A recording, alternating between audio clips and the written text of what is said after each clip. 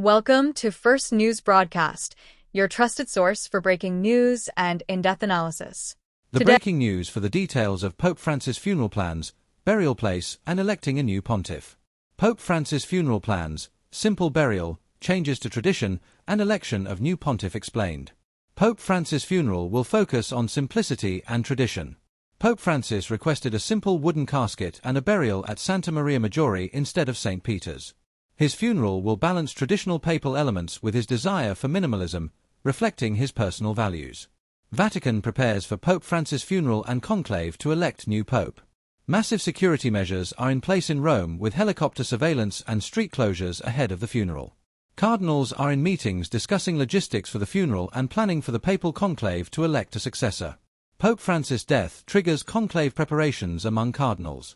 Pope Francis died from a stroke followed by irreversible coronary failure, attributed to his active schedule and age. The conclave will involve daily meetings for cardinals to discuss church needs and potential papal candidates they favor. A Latino candidate for the papacy is likely amidst changing church dynamics. The Latin American Church has embraced Vatican II teachings, influencing the upcoming papal election. Expectations suggest minimal chances for an American or European candidate, with potentially strong support for figures like Cardinal Tobin. Pope Francis will be buried at Basilica of St. Mary Major, reflecting his legacy.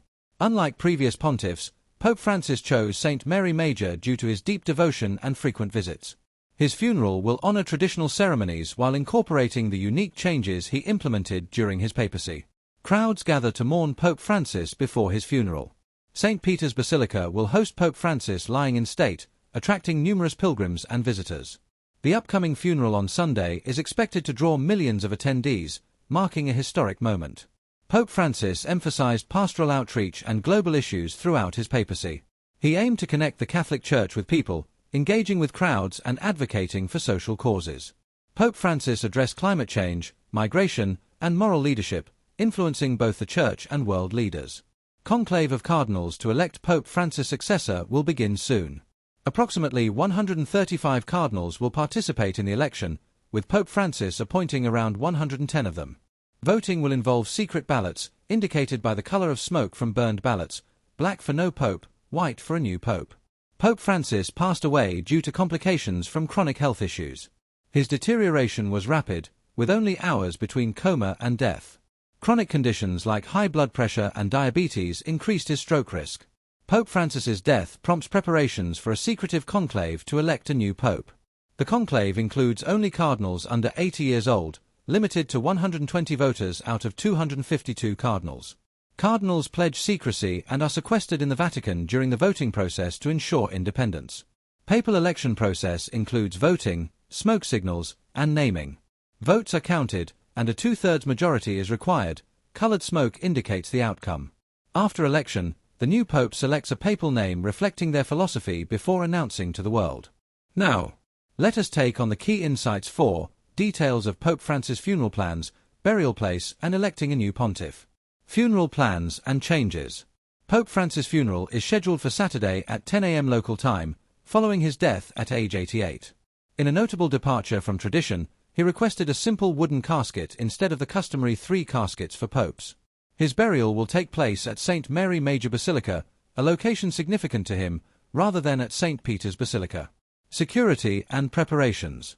The Vatican is implementing extensive security measures, including aerial surveillance and street closures, in anticipation of the large crowds expected for the funeral. Hundreds of thousands of mourners, including heads of state, are anticipated to attend the funeral services. Pope Francis' body will lie in state starting the day before the funeral, allowing the public to pay their respects. Conclave for new pope. The cardinals have begun general congregations to discuss logistical issues surrounding the funeral and the upcoming conclave to elect a new pope, which will occur within 15 to 20 days post-death. The conclave process involves secret voting within the Sistine Chapel, with only cardinals under 80 eligible to vote. With Pope Francis having appointed a significant portion of the current cardinals, there is speculation about whether the next pope will continue his legacy of compassion and inclusivity or return to a more conservative approach. Pope Francis' health and legacy. His death was attributed to a stroke followed by irreversible heart failure, with his health having been a matter of public concern due to various chronic conditions. Pope Francis was known for his commitment to social issues, including climate change and migration, reflecting a shift towards a more pastoral approach within the Catholic Church. His legacy is characterized by compassion, inclusiveness, and a focus on bringing the Church closer to the people, impacting both the Catholic community and broader global issues. The preparation and the essay 4, details of Pope Francis' funeral plans, burial place, and electing a new pontiff. Funeral plans for Pope Francis. Following the passing of Pope Francis at the age of 88, the Vatican has outlined plans for his funeral and burial. The late pontiff's body will be moved to St. Peter's Basilica for public viewing, where mourners will have the opportunity to pay their respects. His funeral is scheduled for Saturday at 10 a.m. local time, a significant event that will draw thousands from around the world, including heads of state. Pope Francis made notable changes to traditional papal funeral customs in his last will and testament. He expressed a desire for a simple funeral, opting for a basic wooden casket rather than the customary three-layer casket system. Furthermore, he chose to be buried not at St. Peter's but at the Basilica of Santa Maria Maggiore, a site that held personal significance for him. His burial will feature a simple inscription, Franciscus, reflecting his humble approach to life and leadership. Security preparations at the Vatican. As preparations for the funeral unfold, Vatican security has ramped up significantly. Helicopters patrol the skies, and streets around the Vatican are being cordoned off to manage the expected influx of hundreds of thousands of visitors. These measures aim to ensure safety and order during a time of mourning for the global Catholic community. Inside the Vatican, the cardinals are convening in what are termed general congregations. These meetings serve to discuss both the logistics of the funeral and the upcoming conclave, which will determine Pope Francis' successor. The conclave is expected to take place between 15 and 20 days following the Pope's death, as is customary. Conclave process for electing a new pope. The conclave itself is a highly secretive process in which eligible cardinals gather to elect a new pope. Currently, there are 135 cardinals eligible to vote, many of whom were appointed by Pope Francis himself.